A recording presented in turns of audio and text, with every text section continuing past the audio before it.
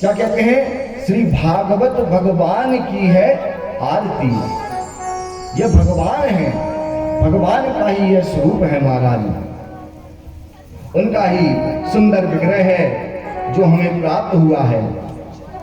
और भगवान की बड़ी कृपा है महाराज कि हमें यह दिव्य कथा प्राप्त हुई है। हम सोचें कि हमारे ऐसे अच्छे कर्म होंगे इसलिए हमें यह भागवत कथा मिल गई, तो नहीं महाराज, हमारे पुरुषार्थ से यह कथा हमें नहीं मिली है। तो कहा भगवान की कृपा से मिली होगी, कहा नहीं, भगवान की कृपा से भी हमें यह कथा नहीं मिली है।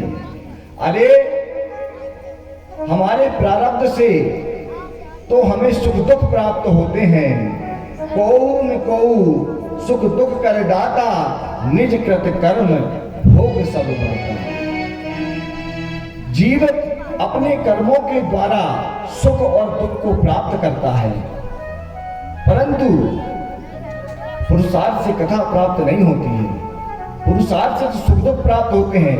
अरे जैसे कर्म किए होंगे वैसा फल प्राप्त होगा। तो क्या भगवान की कृपा से मिली होगी? अरे भगवान की कृपा से संपत्ति मिल गई, परिवार मिल गया, भगवान की कृपा थी विवाह हो गया, भगवान की कृपा हुई संतति हो गई, यह भगवान की कृपा है। तो कहा कथा कैसे प्राप्त होती है? फिर हमें श्री तुलसीदास जी महाराज बड़ा सुंदर लिखते हैं,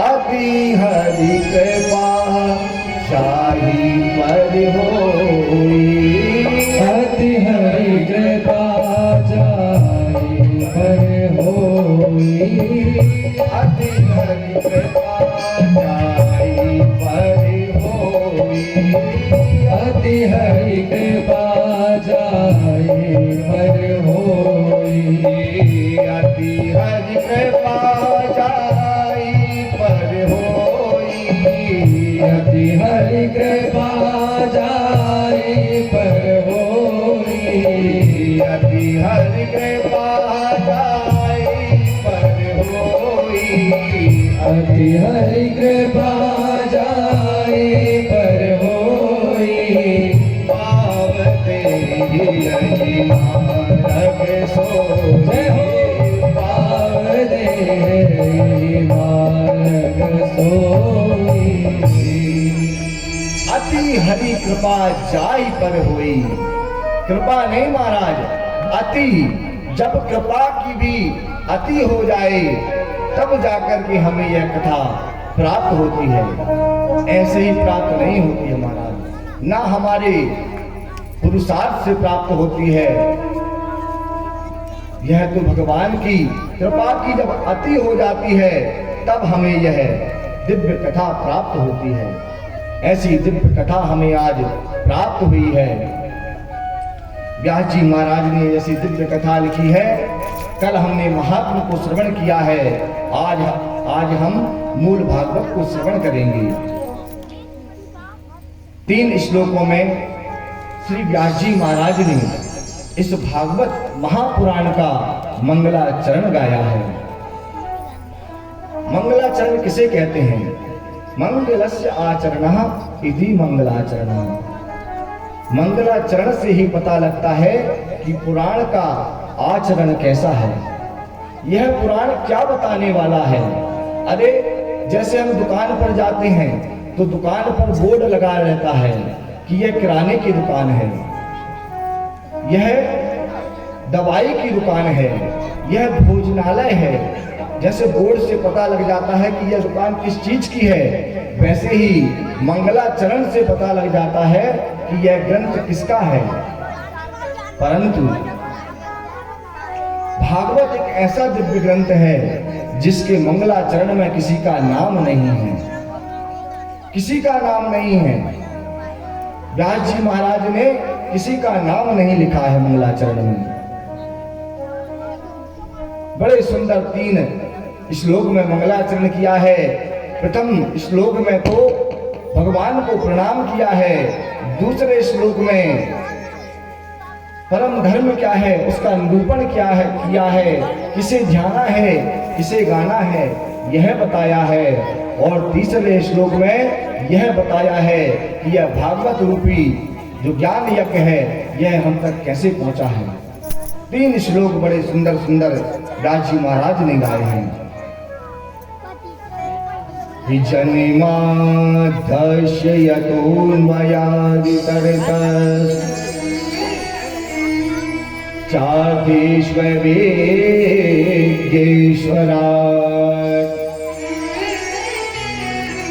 तीनि ब्रह्म हृदय आदि कवये मुह्यन्ति सूरया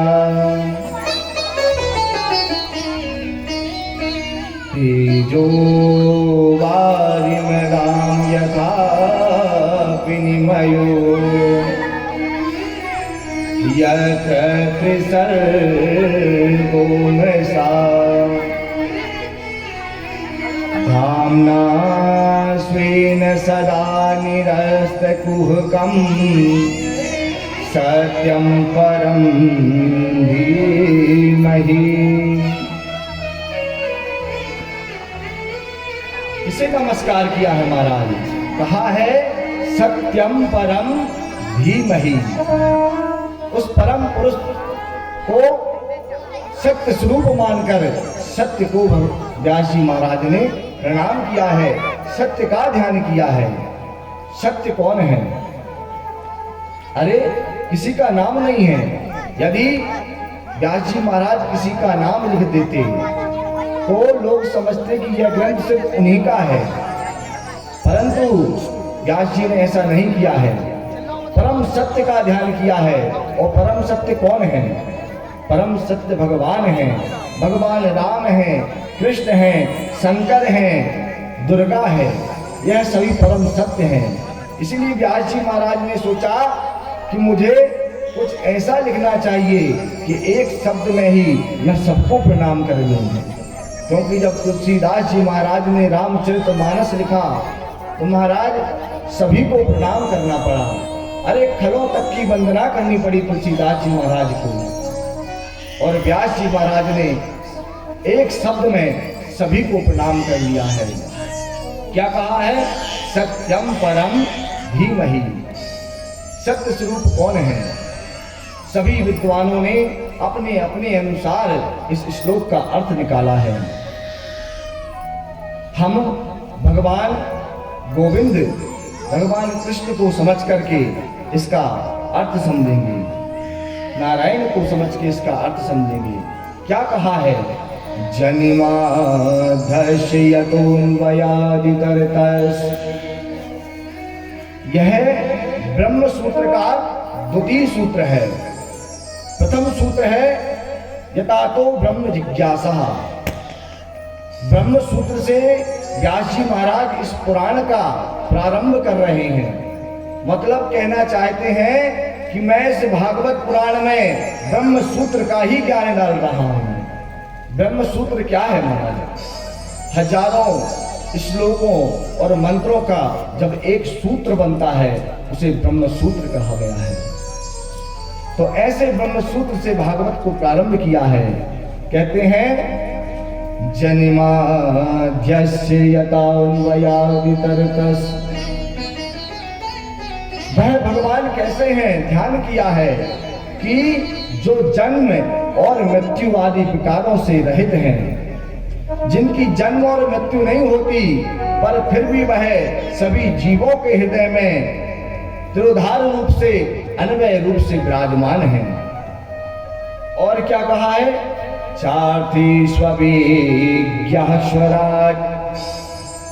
स्वराट अर्थात स्वतंत्र। भगवान परम स्वतंत्र हैं। परम स्वतंत्र न सिर पर कोई। नारद जी महाराज कहते हैं भगवान परम स्वतंत्र हैं, उनके ऊपर किसी भी प्रकार की कोई सत्ता नहीं है। वह कर्तुम अकर्तुम अन्यथा कर्तुम समर्थ ईश्वर हैं। अरे वह चाहें तो कुछ भी कर सकते हैं, और वह चाहें तो कुछ भी ना करें, और वह चाहें तो अन्य और कुछ भी कर सकते हैं। क्यों? क्योंकि वह समर्थ ईश्वर हैं। भगवान चाहें तो हिमते अनल प्रकट अरु होई। भगवान चाहे तो महाराज हिमालय में अग्नि उत्पन्न कर सकते हैं।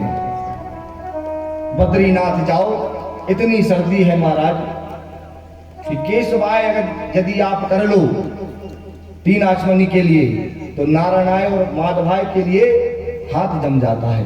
इतनी सर्दी है, चारों ओर बर्फ ही बर्फ है। पर ऐसी जगह में भी उस भगवान का चमत्कार देखिए, गर्म जल के सरोवर बना दिए हैं, ज्वालामुखी विस्फोट करा देते हैं।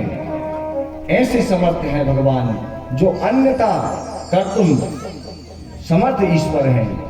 वह हिमालय में भी अग्नि उत्पन्न कर सकते हैं। ऐसे समर्थ ईश्वर भगवान हैं, जिनके बारे में कहा है, तेजो वारी वदाम यथा विनिमयो यत्रा त्रिसर भूमिसाम। ऐसे भगवान के विषय में सब कोई सब कुछ नहीं जान सकते।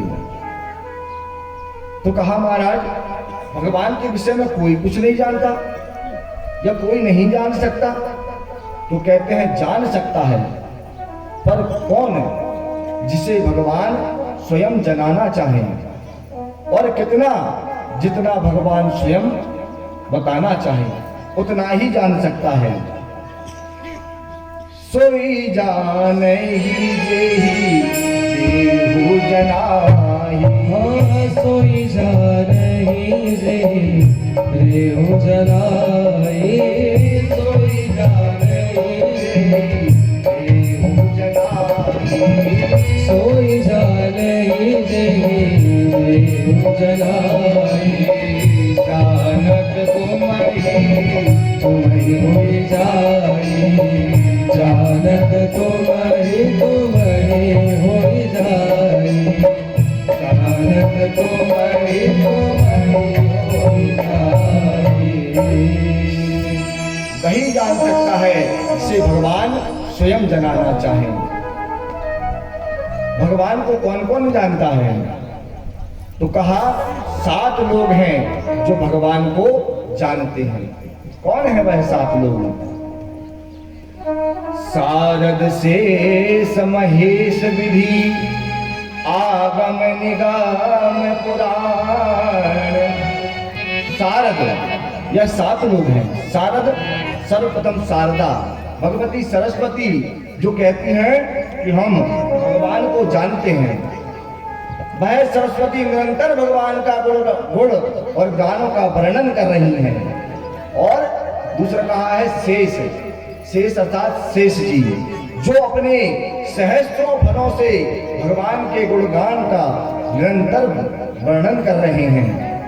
ऐसे शेष जी महाराज। और महेश, भगवान भोलेनाथ पंचानंद होकर के भगवान के गुणों का वर्णन कर रहे हैं। सारद शेष महेश विधि।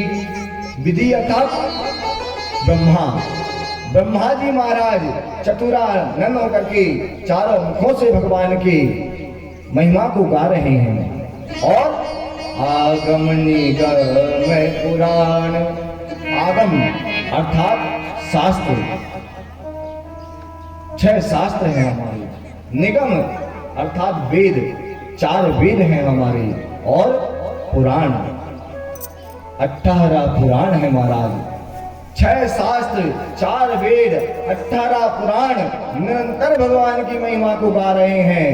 पर इनसे पूछो कि तुमने भगवान को कितना जान लिया, कितना समझ लिया? तब यह भी कहते हैं, नेति नेति कहता सुगुण करहु निरंतर ज्ञान।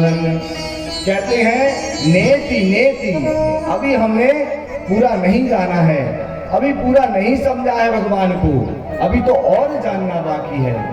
तो ऐसे भगवान हैं जिन्हें पूर्ण रूप से कोई नहीं जान सकता। अरे हमने यह जान लिया कि भगवान के पैर पाताल लोक में हैं, भगवान का शीठ ब्रह्म लोक में है, तो यह ब्रह्मांड का स्वरूप हो गया।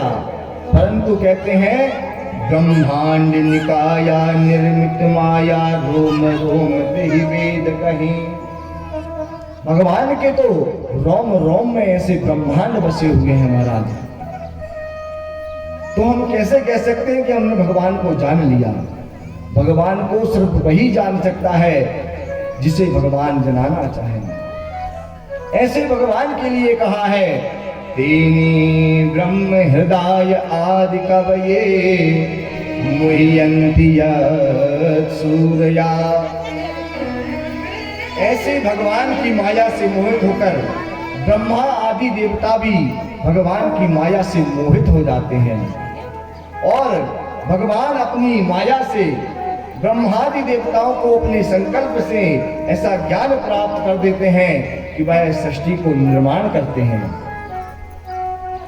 ऐसे श्री दिव्य भगवान का स्वरूप है, और ऐसे भगवान के लिए व्यास जी महाराज ने कहा है, धाम्ना स्वेन सदा निरस्त कुहकम् सत्यम परम धीमहि।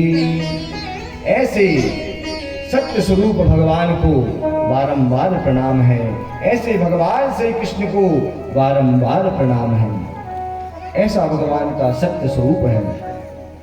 प्रथम श्लोक में सत्य को प्रणाम किया है, दूसरे श्लोक में परम धर्म का निरूपण किया है।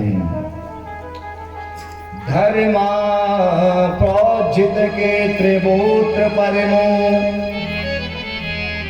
निर्वत्सराणां सताम् वीध्यं वास्तवमत्र वस्तु शिविरम् तापत्रयोन्मूलनम्।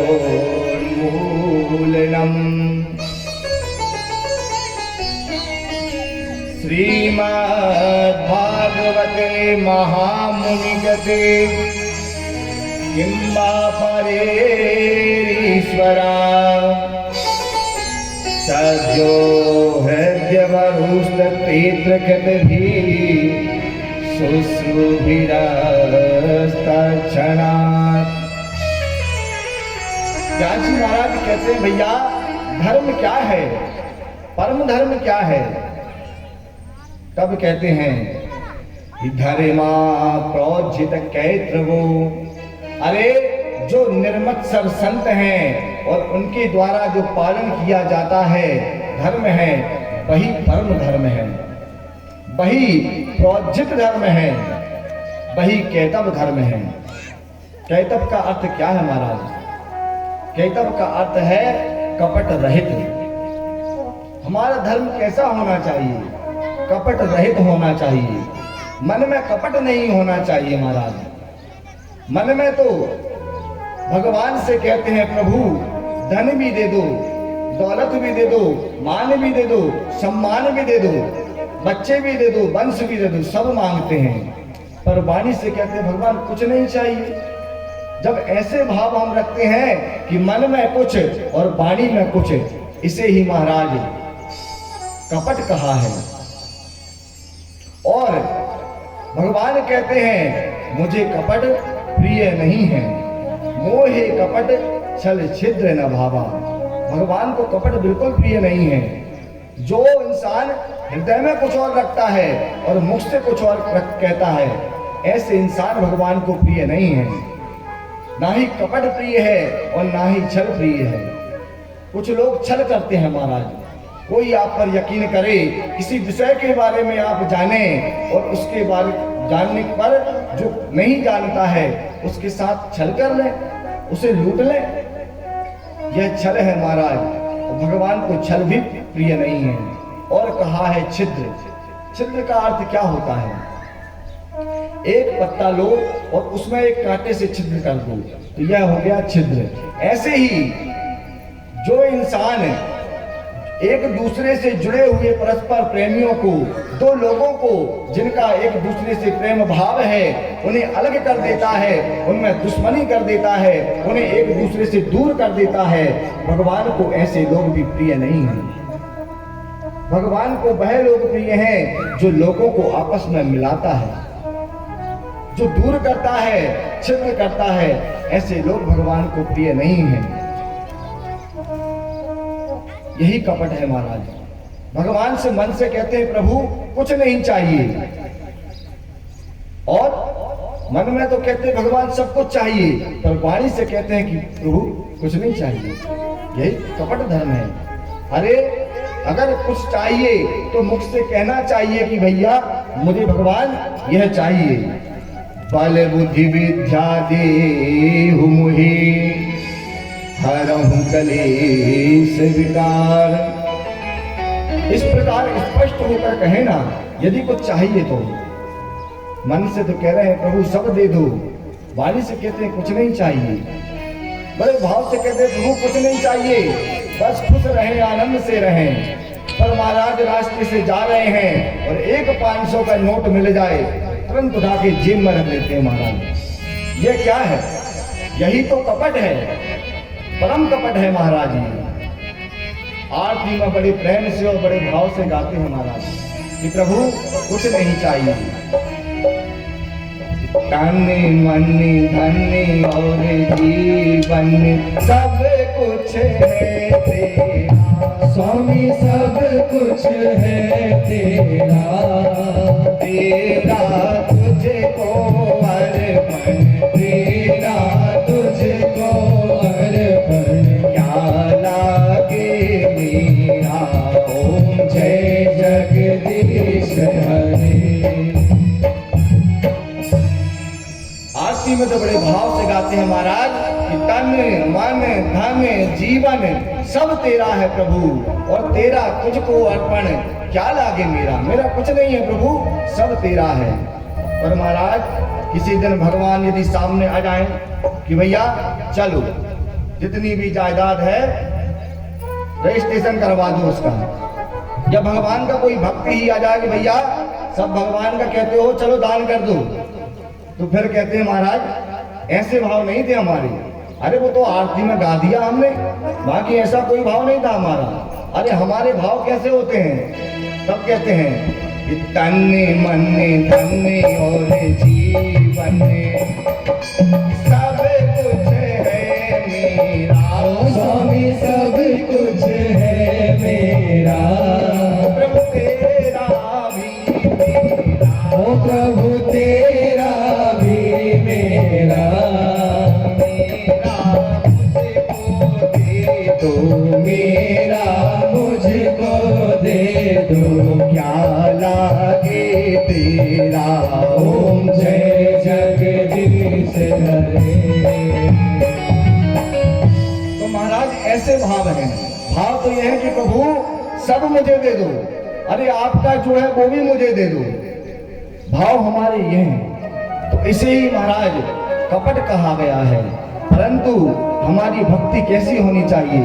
निष्कपट होनी चाहिए, किसी भी प्रकार का कपट नहीं होना चाहिए। जो हृदय में है वही मुख पर होना चाहिए। यदि कुछ नहीं चाहिए तो बहुत उत्तम है महाराज, बिल्कुल कुछ ना मांगे। क्यों? क्योंकि भगवान की यदि हम भक्ति करते हैं और भगवान की भक्ति करके यदि हम कुछ मांगते हैं तो वह भगवान की भक्ति सार्थक नहीं है। क्यों? क्योंकि जैसे एक मजदूर ने मजदूरी करी और उसकी मजदूरी मांग ली, ऐसे ही आपने भक्ति करी और उसका आशीर्वाद मांग लिया। संत तो कहते हैं यदि आपने भगवान की भक्ति करके मुक्ति भी मांगी है तो वह मुक्ति भी काम की नहीं है महाराज। भगवान से अहेतु की भक्ति होनी चाहिए, हेतु रहित भक्ति होनी चाहिए, किसी भी प्रकार का हेतु नहीं होना चाहिए। किस प्रकार? केवट की तरह। केवट ने भगवान को सहायता की तो भगवान ने उन्हें अपनी मुद्रिका दी रत्नों से जड़ी हुई कि केवट तुमने मेरी सहायता करी है, यह अंगूठी तुम ले लो। केवट ने कहा नहीं प्रभु मुझे नहीं चाहिए। माता जानकी से कहा कि तुम कहो शायद ले लें। माता जानकी ने कहा कि तुम अंगूठी ले लो, परंतु मना कर दिया। लक्ष्मण जी ने कहा कि अंगूठी आप ले लो, पर केवट ने तब भी मना कर दिया। और जब मना कर दिया तब भगवान ने क्या किया? बहुत कीन प्रभु लखन सिया नहीं कछु के बटलीन, बिना कीन करुणायतन विमल भक्ति वरुदीन। जब महाराज कुछ नहीं लिया, जब कुछ नहीं मांगा, तब भगवान ने उसे अपनी विमल भक्ति वरदान में दे दी है। अरे मांग लेता तो क्या मिलता भाई, एक रत्न से जड़ित अंगूठी क्या कर लेता उससे, परंतु जब नहीं मांगा तो भगवान ने अपनी विमल भक्ति प्रदान कर दी है महाराज। तो ऐसी परम भक्ति हमारी होनी चाहिए, निष्कपट भक्ति होनी चाहिए, किसी प्रकार का कपट नहीं होना चाहिए। जैसी भक्ति की है ब्रज की बामाओं ने, गोपियों ने, परम भगवान की परम भक्त हैं, अति स्नेह है भगवान से। एक बार भगवान द्वारिका में हैं और भगवान के पेट में दर्द होता है महाराज। पूरे द्वारिका में उथल पुथल हो जाते हैं लोग, क्योंकि भगवान के पेट दर्द की कोई औषधि नहीं मिल रही है। नारद मुनि आते हैं, पूछते हैं क्या हुआ। कहते हैं महाराज भगवान का पेट दर्द कर रहा है लेकिन कोई औषधि नहीं मिल रही है। बोले क्या औषधि है, यहाँ क्यों नहीं मिल रही है। तो कहा भगवान कहते हैं यदि कोई मेरा भक्त मुझे अपने चरणों का जल धोकर पिला दे तो मेरा पेट दर्द ठीक हो जाएगा। नारद जी सोचने लगे ऐसा कौन कर सकता है। भगवान के पास पहुंचे, भगवान ने कहा अरे नारद यहाँ द्वारिका में क्यों भटकते हो, अरे जाओ वृंदावन और बाहर जाकर के उन गोपियों से कहो सिर्फ उन्हीं के पास मेरे इस पेट दर्द की दवा है।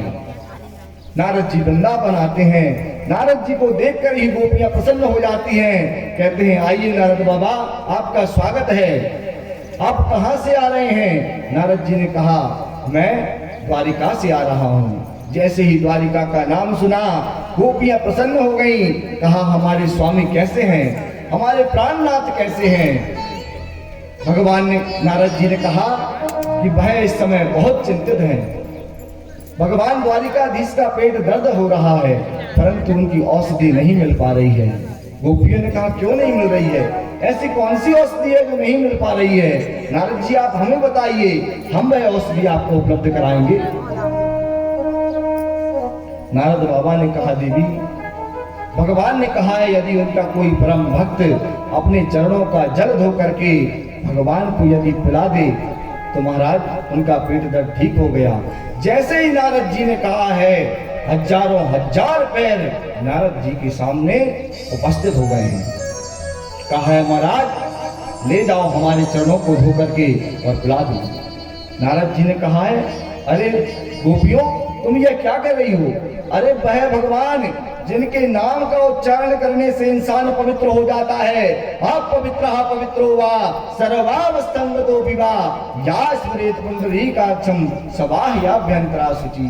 ऐसे प्रभु जिनके नाम के उच्चारण से मनुष्य पवित्र हो जाता है, और ऐसे प्रभु जिन चरणन से निकली सुरसरी शंकर जटा समाई। और जटा शंकरी नाम पड़ो है जग को तारण आई। वह ऐसे प्रभु हैं कि जिनके चरणों से जो जल निकला है उसे शंकर जी ने अपने शीश पर धारण किया है और वह गंगा हुई है और तीनों लोगों का जिसने तारण किया है। अरे ऐसे प्रभु को तुम अपने चरणों का जल पिलाओगी, जिंदगी भर जन्मों जन्म तक नरक भोगना पड़ेगा। गोपियां कहती हैं नारद जी चाहे नरक भोगना पड़े या चाहे जो भी स्थिति हो, शीश के मोल मिले तो ले लूं प्रीतम के दुख सारे। अरे नारद जी यदि इस शीश को कटा करके भी अपने प्राणनाथ के दुखों को लेना पड़े तो मैं उनके सारे दुखों को ले लूंगी। और उन चरणों की उन प्राणों की चिंता क्या जो प्राणनाथ प्रिवारे। और इन प्राणों की अब क्या चिंता है जो प्राणनाथ प्रवार दिए हैं महाराज। और नारद जी आप कहते हो नरक भोगना पड़ेगा, एक जन्म क्या कोटि जन्म हमें नरक मिल जाए, लेकिन मेरे प्राणनाथ का रोम न दुख ना पाए। एक जन्म क्या नारद जी महाराज, कोटि जन्मों का तक हमें यदि नरक मिल जाए तब भी हमें कोई भय नहीं है, लेकिन हमारे प्राणनाथ का एक रोम भी नहीं रुकना चाहिए। ऐसी गोपियों की परम भक्ति है महाराज, जिन्होंने अपना सर्वस्व भगवान के लिए ही अर्पण कर दिया है। इस प्रकार की निष्कपट निस्वार्थ भक्ति ही औचित केतव धर्म है, परम धर्म है, परम भक्ति है। और त्वम सुखे सुखत्वम, जिसमें भगवान की प्रसन्नता हो उसी कर्म को करना ही परम धर्म है। जही विधि प्रसन्न, जही विधि प्रभु प्रसन्न मन मन होई, करुणा नाथ की जही सोई। अरे जिस से भगवान प्रसन्न हो वही कर्म हमें करना चाहिए, जैसे गोपियां करती हैं। तो कपट रहित भक्ति हमारी होनी चाहिए। और ऐसी भक्ति में कहा है, यह भागवत जो ग्रंथ है उसे सुनने का अधिकारी कौन है? तो कहा है, निर्वत्सराणाम सताम, परम धर्म का निरूपण किया है। आगे बताया है कि भागवत सुनने का अधिकारी का कौन है। तो कहा है, जो निर्मत्सर हो गया है। निर्मत्सराणाम सताम, निर्मत्सर क्या है? एक होता है मच्छर जो हमें बाहर से काटता है, और एक होता है महाराज मत्सर जो हमें अंदर से काटता है। मच्छर से बचने के उपाय तो हम कर लेते हैं महाराज, परंतु इस मत्सर से बचने के उपाय नहीं कर पाते। यह मत्सर क्या है? काम, क्रोध, मोह, ईर्ष्या, यही मत्सर के स्वरूप हैं। मत्ते अग्रह सरति इति मत्सरः। अरे ये मुझसे इतने आगे कैसे हो गया? अभी तक तो ये कुछ नहीं था, ये तो मेरे आश्रय पे चलता था। आज इसके पास इतनी धन संपदा कैसे आ गई? इसके पास इतना मान सम्मान कैसे आ गया? ये आज इतने आगे कैसे बढ़ गया? यही ईर्ष्या है महाराज, यही मत्ते अग्रह सरति, यही मात्सर्य है जो इंसान को आज सबसे ज्यादा परेशान करता है। आज का इंसान अपने दुख से दुखी नहीं है महाराज, बल्कि दूसरे के सुख से ज्यादा परेशान है। यह इतना सुखी क्यों है? अपने दुख को नहीं देखेगा कि अपना दुख क्या है, उसकी कोई चिंता नहीं, और सामने वाला यह सुखी क्यों है। एक विचित्र कथा है कि एक बार एक मनुष्य ने भगवान भोले की आराधना करी और भगवान शिव से प्रसन्न हुए, प्रकट हुए। तो उसने आशीर्वाद मांगा, हे प्रभु मुझे आप ऐसी वस्तु प्रदान करें, मैं जब भी आपका नाम लेकर जो उससे मांगू वह मुझे प्राप्त हो जाए। भगवान ने इसे 1 घंटा प्रदान किया और कहा इसे बजाना और कहना, हे भोलेनाथ मुझे यह वस्तु चाहिए, वह तुम्हें मिल जाएगी, परंतु एक शर्त है, तुम जो वस्तु मांगोगे उसकी डबल तुम्हारे पड़ोसी को मिल जाएगी। कहा महाराज ऐसा होगा? बोले हाँ, यह तो शर्त है। अब महाराज ये उस घंटे को जो आशीर्वाद में भोले बाबा ने दिया है लेके आ गया। अब सोच रहा है क्या करना। अरे यदि कुछ मांगता हूं तो मुझे जो मिलेगा तो मिलेगा, पर मैं बताऊंगा किसको? मुझसे ज्यादा तो वैसे ही फ्री में मेरे पड़ोसी को मिल जाएगा। इसने महाराज उस घंटे को बांध कर एक कपड़े में रख दिया, कोई उपयोग नहीं किया। एक दिन इसकी पत्नी घर की साफ सफाई कर रही थी और साफ सफाई करते हुए उसे यह घंटा मिला। इसने उसे खोला, देखा तो उसमें घंटे रखा है। पूछा, अरे स्वामी ये क्या रखा हुआ है? क्या? अरे देवी इससे मत बोल, इसको वापस रख दे भाई। बोले क्यों? अरे बोले एक बार मैंने भोलेनाथ की तपस्या की थी, उनसे यह घंटा प्राप्त किया है। बोले अच्छा? बोले हाँ, इससे जो मांगो वो मिल जाता है, परंतु एक गड़बड़ है। बोले क्या? जो हमें मिलेगा उससे डबल पड़ोसी को मिलेगा। कहले वाह महाराज, यहाँ खाने के लाले पड़े हैं और इतनी अच्छी चीज है, आप उसे ऐसे बांध कर की है? बोले नहीं, बिल्कुल मांगना नहीं, हमें जो मिलेगा सो मिलेगा, पड़ोसियों को फ्री में मिल जाएगा। तो महाराज इसने नहीं बजाने दिया, वापस बुलवा के रखवा दिया। अब ये गया जैसे घर से बाहर, पत्नी ने सोचा क्या पता सच बोल रहे हैं कि नहीं बोल रहे हैं, चेक करके देखती हूँ। इसने उठाया, घंटा निकाला और बजाया, हे भोलेनाथ मेरा घर बन जाए। महाराज इसका दिव्य घर बन गया है। अब इसका तो एक घर बना है, पड़ोसी का महाराज महल बड़े बड़े 2 घर बन गए हैं।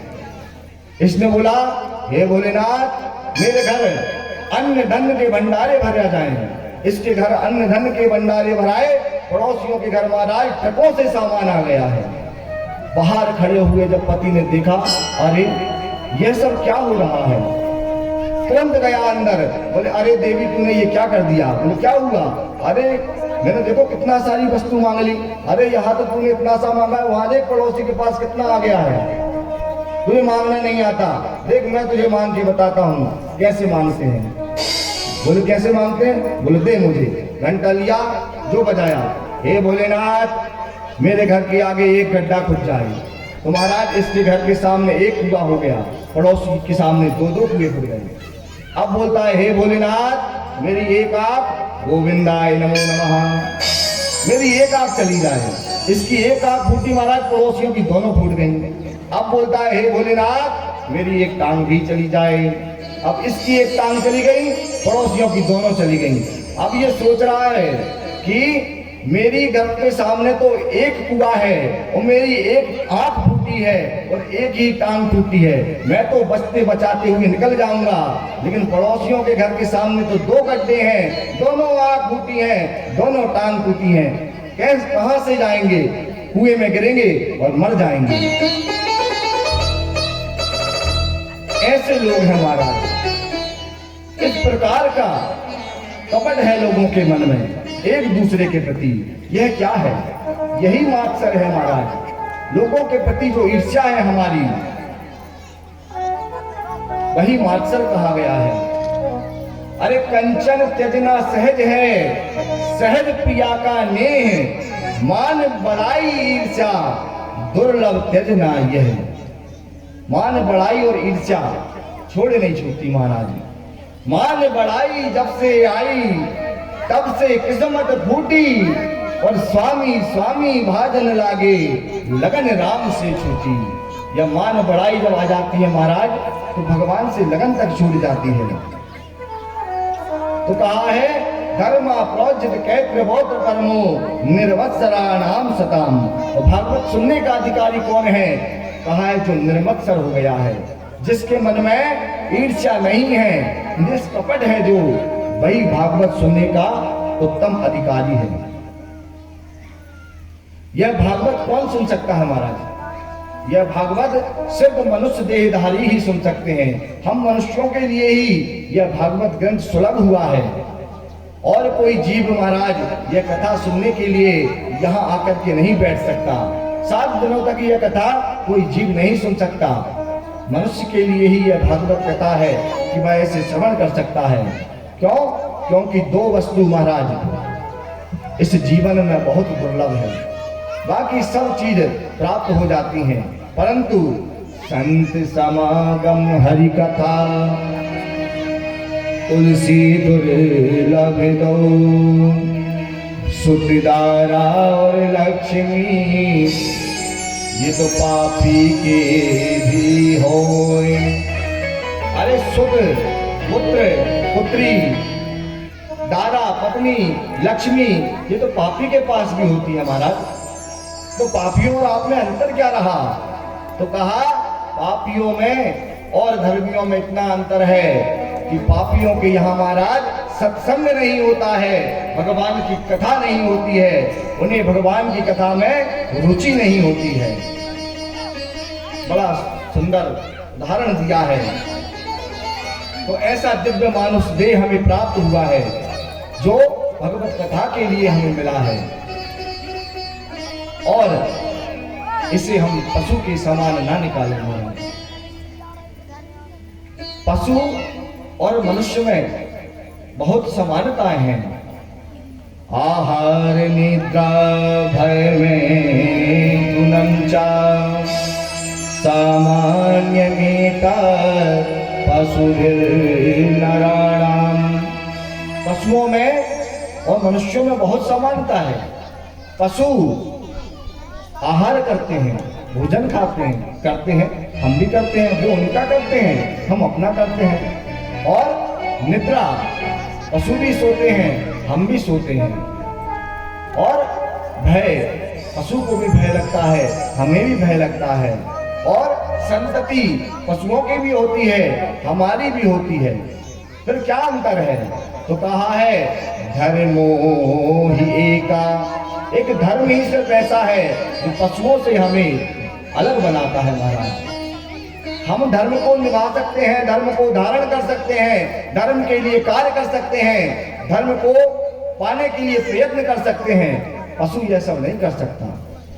और कहा है धर्मेण हीना पशुभिर्नराणाम्। और जो मनुष्य अपने धर्म से विहीन है वह मनुष्य पशु के ही समान है। तो ऐसा दिव्य मानव देह हमें प्राप्त हुआ है महाराज। इस मानव देह को हम सभी ऐसे ही मिट्टी की तरह ना भूल दें। इस मानव देह को हम सदुपयोग में लें। क्यों? क्योंकि बड़ा सुंदर मानव देह है जिसमें हम भगवान की कथा सुनकर उस भगवान को प्रसन्नता के लिए कार्य कर सकते हैं। इस मानव देह को सार्थक बनाएं। बहुत ही अनमोल यह मानव जीवन है।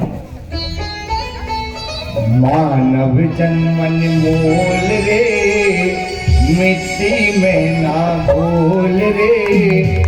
अब जो मिला है फिर न मिलेगा, कभी नहीं, कभी नहीं, कभी नहीं। मानव जन्म अनमोल रे, मिट्टी में ना डोल रे।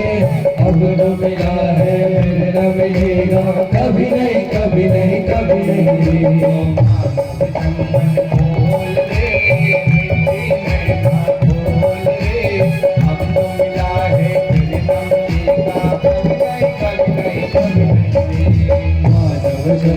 बोल रे, मिट्टी में ना डोल रे। अब जो मिला है फिर न मिलेगा, कभी नहीं, कभी नहीं, कभी नहीं। फूल फूला है पानी का, मत कर झूल जवानी का। फूल फूला है पानी का, मत कर जोर जवानी का। फूल फूला है पानी का, मत कर झूल जवानी का। फूल फूला है पानी का, मत कर जोर जवानी का। होने की कमाई कर निर्बंदी, पता नहीं जिंदगानी का। नेक कमाई कर बंदे, पता नहीं जिंदगानी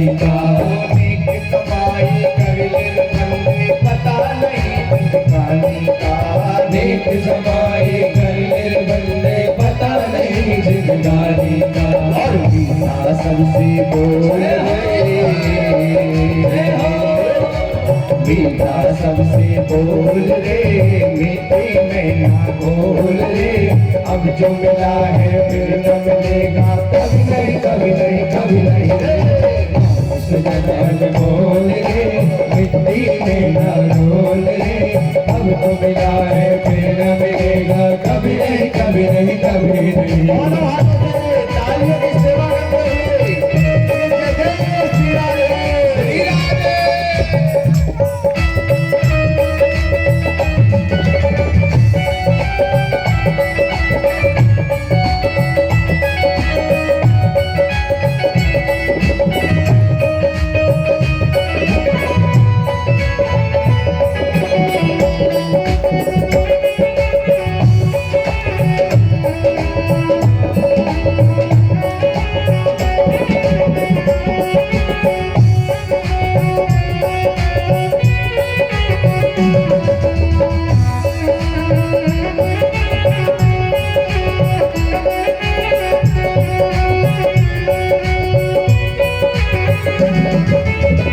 सत्संग में जाया कर, गीत प्रभु के गाया कर। तू सत्संग में जाया कर, गीत प्रभु के गाया कर।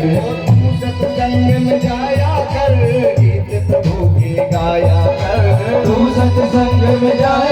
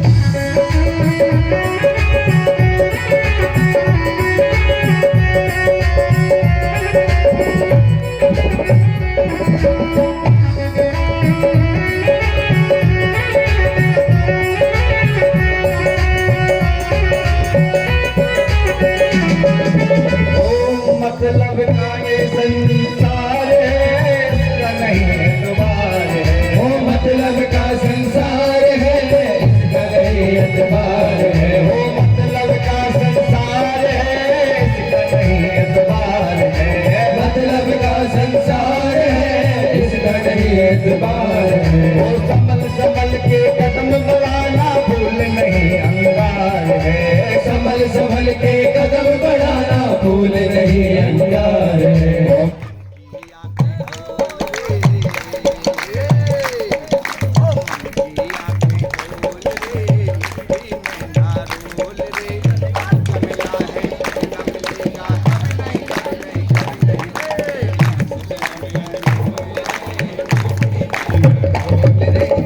जो मिला है फिर न मिलेगा, कभी नहीं कभी नहीं कभी नहीं। मनुष्य जन्म में अनमोल रे, मिट्टी में ना घोल रे। अब जो मिला है फिर न मिलेगा, कभी नहीं कभी नहीं कभी नहीं रे। जन्म में बोल रे, मिट्टी में ना घोल रे। अब जो मिला है फिर न मिलेगा, कभी नहीं कभी नहीं कभी नहीं। अभी नहीं कभी नहीं कभी नहीं रे। कभी नहीं कभी नहीं कभी नहीं कभी नहीं कभी नहीं कभी नहीं कभी नहीं।